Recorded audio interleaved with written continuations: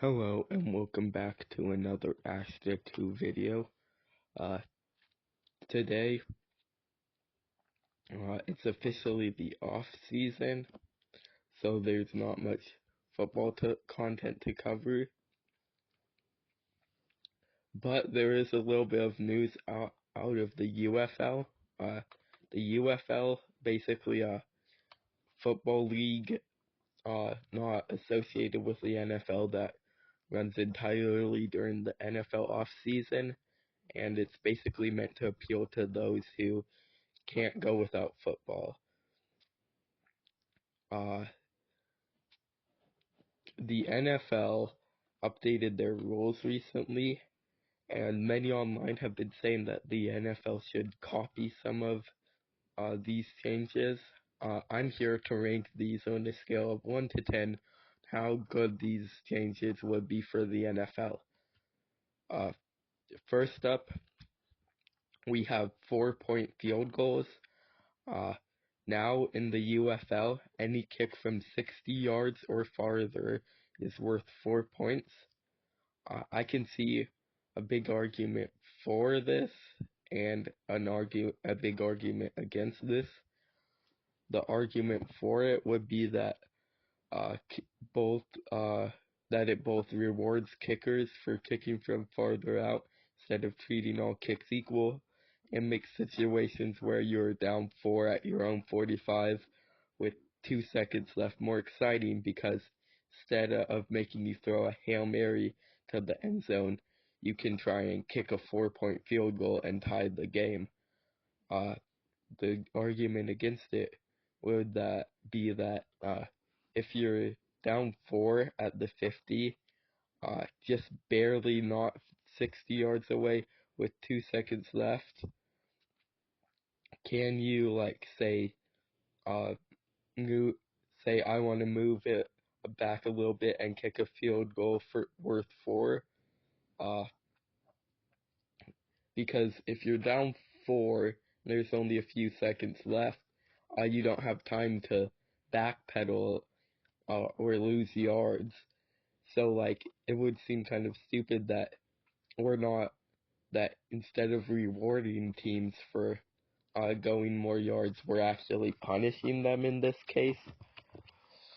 I know that that's an ultra specific case, but I could see some other cases where uh it being just from 60 out and uh you not being able to move out might be kind of problematic.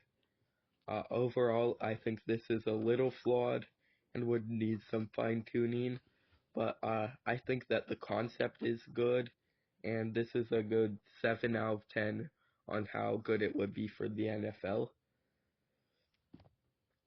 Uh, our next rule change up is uh, 1 foot inbound catches. Uh, Currently, for a catch to be ruled a catch, a receiver must have 2 feet inbounds in the current NFL rules. Uh, this rule change for the UFL makes it so you only need to have 1 foot inbounds for it to be ruled a catch. This is also something that college football has, uh, so it's not completely original to the UFL.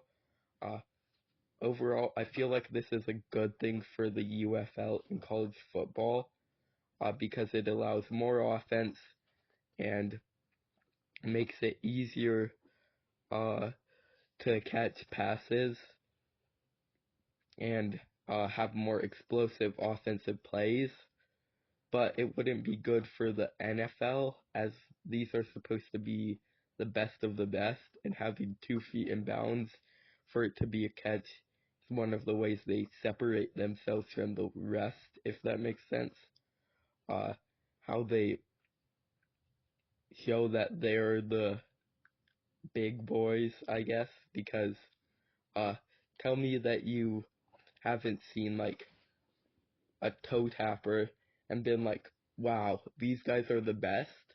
Uh, there might be some people in college football or the UFL that could pull it off, but not a lot of them, so I think that the 1 foot in bounds makes sense for them, but not for the NFL with the better receivers.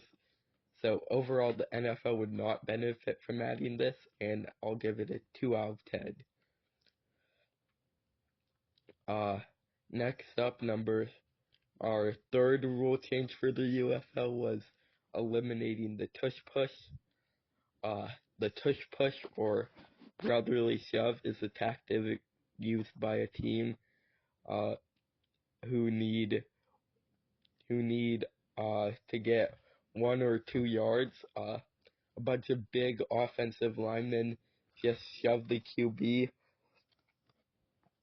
to get the yards. The UFL has banned this now. I agree with that. It's hard to officiate, uh, leading to players often doing penalty worth penalty worthy stuff. Just the refs can't see through the pile of people. Uh, it's also not that fun to watch. I would much rather see a running back run for those yards or a QB to throw for those yards. Uh, I'm not saying this wasn't a genius move for the Eagles or whoever to come up with. It was, and they have every right to use it until it gets banned. I'm just saying it's boring to watch and hard to officiate. So, although it's good for the players, I think it's detrimental for the sport as a whole. So, overall, I think the NFL should copy this. 8 out of 10. Uh, our fourth rule change is banning punting after crossing the 50-yard line. Uh, this rule bans a team from punting after crossing the 50, even if they later lose yards, such that they are on their own side of the field. The first thing I thought when I heard this was, why? This seems geared to an ultra-specific set of circumstances like bad weather or teams who don't trust their kicker. As kickers get better and kicking gets easier, what team would punt when they could try and kick a field goal? Uh, Nobody wants to see a punt off, I know, but I just think this is too specific to do much about, to do much like of anything. Overall, if the NFL implemented it wouldn't be detrimental, but I just see no need for it, so 4 out of 10. Uh, Next up, we have new overtime rules. This rule completely revamps overtime. Instead of it working like a fifth quarter, basically, works like a 2-point attempt or soccer penalty kicks. It alternates between the teams at the 5-yard line. Whoever has the most points after 3 tries each wins. If they are tied by the end of it, continues like that until they aren't tied. At first, I thought, if it ain't broke, don't fix it. Because overtime as it is fine. But then I thought about it, and I realized this would completely get rid of ties, which are one of the big flaws of overtime.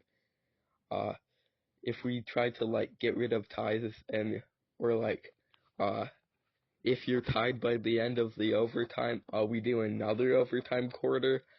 Games could drag on for a really long time, so that just isn't really practical for regular season games. Uh, but with this one, uh, since you only go 5 yards, it is practical for you to be like, do another round of this for uh, as long as it takes, basically, except for like maybe like one scenario where it takes them like hours and hours. They're just that evenly matched. But I don't really see that happening that often.